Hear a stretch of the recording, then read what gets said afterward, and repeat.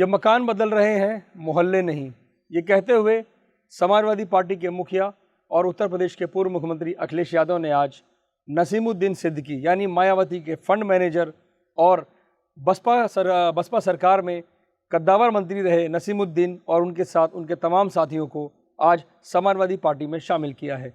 2027 के चुनाव के पहले अखिलेश यादव ने जितने भी लोगों ने आज सपा ज्वाइन की है नसीमुद्दीन सिद्दीकी के साथ, अखिलेश यादव ने उनके बाकायदा नाम लेकर, उनकी जाति बताकर और उस जाति को अपने पीडीए वाले फॉर्मूले के साथ जोड़ते हुए उनका स्वागत किया है। हमारे साथ मौजूद है दिवाकर सिंह जी।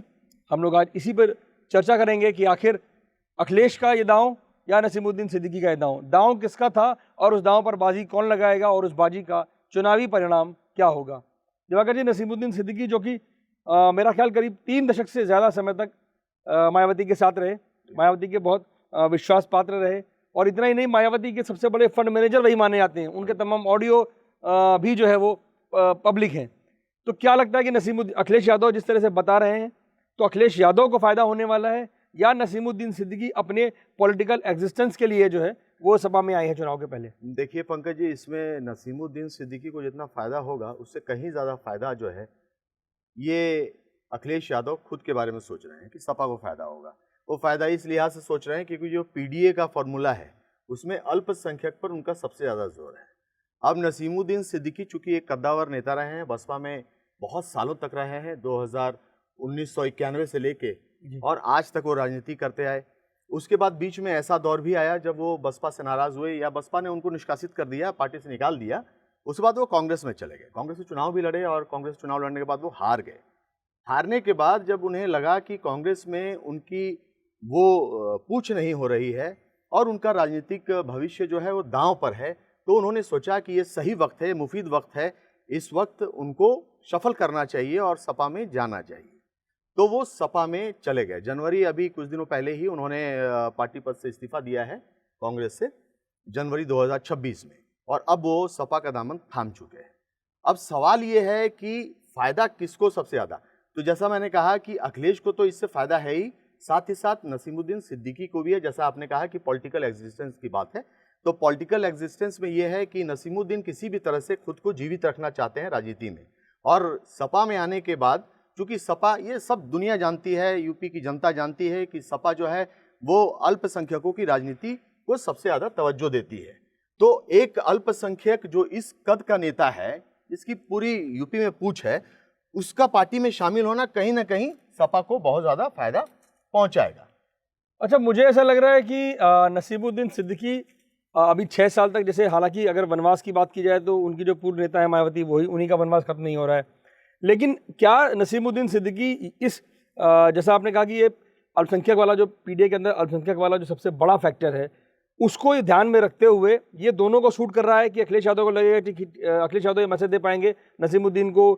सपा में शामिल करने के बाद कि हम एक ऑलरेडी अल्पसंख्यकों को बहुत महत्व दे रहे हैं, ऐसे नेताओं को जो मुसलमानों की बात उठाते हैं या मुसलमान बिरादरी से, मुसलमान कम्युनिटी से आते हैं, या फिर नसीमुद्दीन को लग रहा है कि भाई इस समय अखिलेश यादव हमें इनकार नहीं कर पाएंगे, और चूंकि यूपी में कांग्रेस का कोई वजूद नहीं है तो नसीमुद्दीन सिद्दीकी ये बात जानते हैं,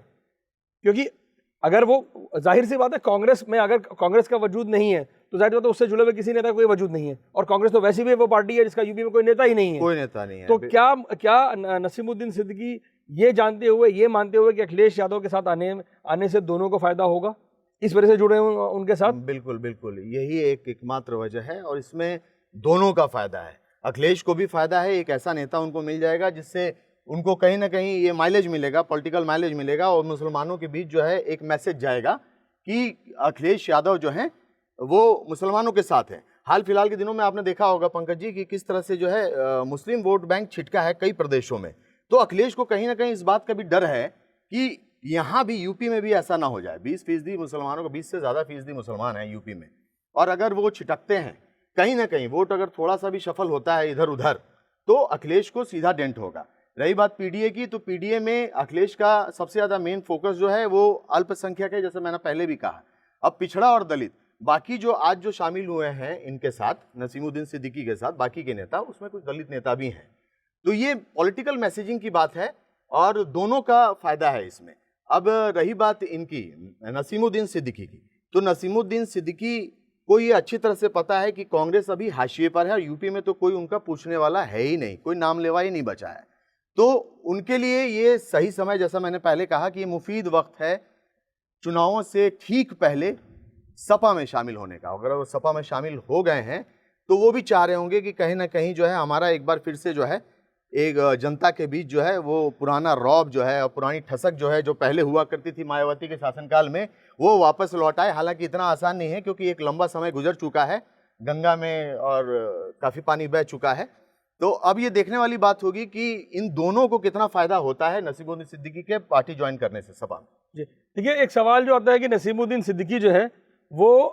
वोट बैंक से ज़्यादा नोट बैंक के नेता है, ऐसा माना जाता है उनके बारे में। क्योंकि जाहिर सी बात है नसीमुद्दीन सिद्दीकी वोट बैंक वाले नेता नहीं है, मतलब जनाधार वाले नेता नहीं है। तो मुझे ऐसा लगता है कि क्या वही बात आती है कि क्या नसीमुद्दीन सिद्दीकी अपने पॉलिटिकल एग्जिस्टेंस के लिए समाजवादी पार्टी में आए, और सपा चूंकि इस समय सपा के पीडीए के फॉर्मूले में जो सबसे बड़ा जो ए है, ए फॉर अल्पसंख्यक, और अल्पसंख्यक का मतलब सपा के लिए मुसलमान है, तो वो मुसलमान वोट तो वैसे भी सपा के साथ में ही है। तो नसीमुद्दीन सिद्दीकी के आने से मुझे ऐसा मतलब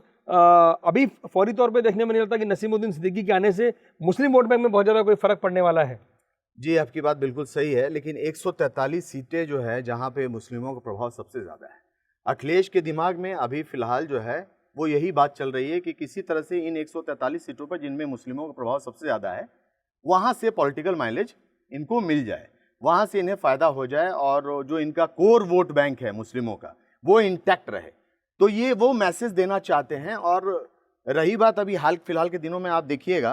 कि किस तरह से मुस्लिम नेता जो हैं वो नाराज़ भी नजर आए हैं समाजवादी पार्टी से। मुस्लिमों का आरोप है कि समाजवादी पार्टी ने उनका पूरा का पूरा दोहन किया है और उन्हें कोई फ़ायदा इस तरह से दिया नहीं है। तो वो भी एक दिमाग में है मुस्लिमों के, और ये नाराज़गी सबके सामने है, सपा के सामने भी है। तो सपा कोशिश करेगी कि नसीमुद्दीन सिद्दीकी को अपने साथ लाकर ये संदेश दिया जाए कि नहीं, हम हित में सोचते हैं मुसलमानों की और मुसलमानों को आगे रख के ही अपनी रणनीति या नीति बनाते हैं। तो लेकिन मैंने वही कहा कि सपा और मुसलमान ये दोनों एक दूसरे से अलग है नहीं। और कभी कांग्रेस में हुआ करते थे मुस्लिम वोट बैंक, कांग्रेस का वोट बैंक हुआ करता था मुस्लिम वोट। लेकिन अब इस समय तो जो है नसीमुद्दीन सिद्दीकी के आने से सपा को बहुत फायदा मिलेगा, मुझे ऐसा कहीं नजर नहीं आ रहा है। दूसरी बात यह कि नसीमुद्दीन सिद्दीकी चूंकि खुद जनाधार वाले नेता है नहीं, और बांदा जहां से वो आते हैं वहां ऑलरेडी भाजपा मजबूत है, क्योंकि भाजपा ने वहाँ भाजपा के कई नेता वहाँ पर ओबीसी बिरादरी से हैं, मंडल लेवल से लेकर और जिले लेवल तक। तो मुझे ऐसा लगता है कि ये सिर्फ और सिर्फ क्या एक जिसे कहते हैं ना कि एक पोस्टर कार्ड की तरह जो है नसीमुद्दीन सिद्दीकी का यहाँ इस्तेमाल करेगी सपा। बिल्कुल, ये पोस्टर कार्ड की तरह करेगी। और बांदा जो है, बांदा में अब बहुत सारे समीकरण बदल चुके हैं और अब नसीमुद्दीन सिद्दीकी का उस तरह का वर्चस्व वहाँ रहा नहीं है पंकज जी। अब भी नसीमुद्दीन से, जैसा मैंने पहले कहा कि नसीमुद्दीन से सिर्फ नसीमुद्दीन सिद्दीकी को पार्टी में शामिल करने और इतने बड़े बिल्कुल एक जलसे की तरह बड़ी फूलमाला के साथ जो है उनका स्वागत करना जो है, ये सिर्फ और सिर्फ एक संदेश देना है कि नसीमुद्दीन सिद्दीकी एक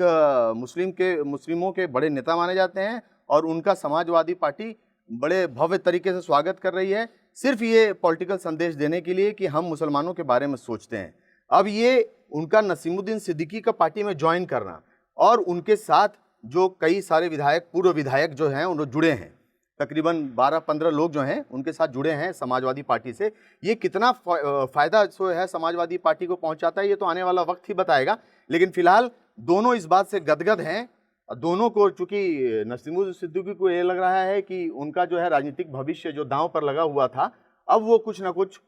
सुधर जाएगा, या फिर एक तरह से कहें कि वो वापसी कर सकते हैं राजनीति में, अपने जो है सक्रिय राजनीति में दोबारा से। कांग्रेस में रहते हुए सक्रिय राजनीति तो कर नहीं पा रहे थे, तो हो सकता है कि अब उनको ये लग रहा हो कि सपा में आ गए हैं तो दोबारा से सक्रिय राजनीति में आ जाएं और दोबारा से वो दमखम या अपना जो है वर्चस्व दिखा पाएं, जनता के बीच जा पाएं। अब ये देखने वाली बात होगी कि इस चुनाव के बाद नतीजा क्या निकलता है इसका, और समीकरण क्या कहते हैं। और भाजपा की रणनीति, चूंकि नसीमुद्दीन सिद्दीकी आए हैं सपा में, तो भाजपा भी अब उसी हिसाब से रणनीति बनाएगी। बांदा और जो भी प्रभाव वाले क्षेत्र हैं नसीमुद्दीन सिद्दीकी के, वहाँ बीजेपी के जो चाणक्य हैं वो उसी हिसाब से जो है नीति का निर्माण करेंगे, नीति बनाएंगे और इनकी काट भी तैयार करेंगे। देखिए, नसीमुद्दीन सिद्दीकी के बसपा छोड़ने के बाद से 17 में उनको मायावती ने अपनी पार्टी से निकाल दिया था, पार्टी विरोधी गतिविधियां, और जाहिर सी बात है बहुजन समाज पार्टी में नेताओं के खिलाफ पार्टी विरोधी गतिविधियों वाला जो एक एक्शन है वो एक बहुत साइलेंट तरीके से मैसेज देता है और अचानक से कार्रवाई किसी भी बड़े नेता पर हो जाती है। लेकिन नसीमुद्दीन सिद्दीकी 17 में बसपा से बाहर होने के बाद फिर कांग्रेस में गए और अब सपा में आए। इन 7-8 सालों में कोई भी वो करिश्मा नहीं कर सके। 2017 का चुनाव निकल गया, 19 का निकल गया, 22 का निकल गया, 24 का निकल गया, अब 27 का चुनाव है। तो नसीमुद्दीन सिद्दीकी कहीं जाकर जनसभा करें और उनके नाम पर कहीं वोट मिल जाए, भले ही वो मुस्लिम चेहरा हो, एक बड़े मुस्लिम पूर्व मंत्री रह चुके हों, मायावती के बहुत करीबी रह चुके हों, उनके फंड मैनेजर रहे हों और पूरे प्रदेश की सियासत में ये मैसेज हो नेताओं के बीच में कि नसीमुद्दीन सिद्दीकी एक कद्दावर नेता है। लेकिन सवाल ये है कि नसीमुद्दीन सिद्दीकी का कद्दावर नेता होना बसपा को भी फायदा नहीं दे पाया। वो बसपा की वजह से नेता बने, मंत्री बने, उसके बाद फिर वो कांग्रेस में गए, करिश्मा खुद कुछ कर नहीं सके और उनका 33 और 8 मेरे ख्याल से 40 साल से ऊपर का करियर है। तो इन 40 सालों में नसीमुद्दीन सिद्दीकी अगर ये नहीं साबित कर पाए कि वो जनाधार वाले नेता हैं, तो हम मतलब मुझे अभी इस पूरे आकलन में कहीं ये नहीं नज़र आ रहा है कि नसीमुद्दीन सिद्दीकी की वजह से समाजवादी पार्टी को कोई फायदा होगा। हाँ, समाजवादी पार्टी के साथ जुड़ने से ये हो सकता है कि 1 और 1 11 वाली स्थिति तो नहीं हो सकती, बट 1 और 1 2 वाली स्थिति भी अगर हो जाती है तो मुझे लगता है नसीमुद्दीन सिद्दीकी और सपा दोनों के लिए ये एक सुविधा वाली सियासत का एक समीकरण होगा।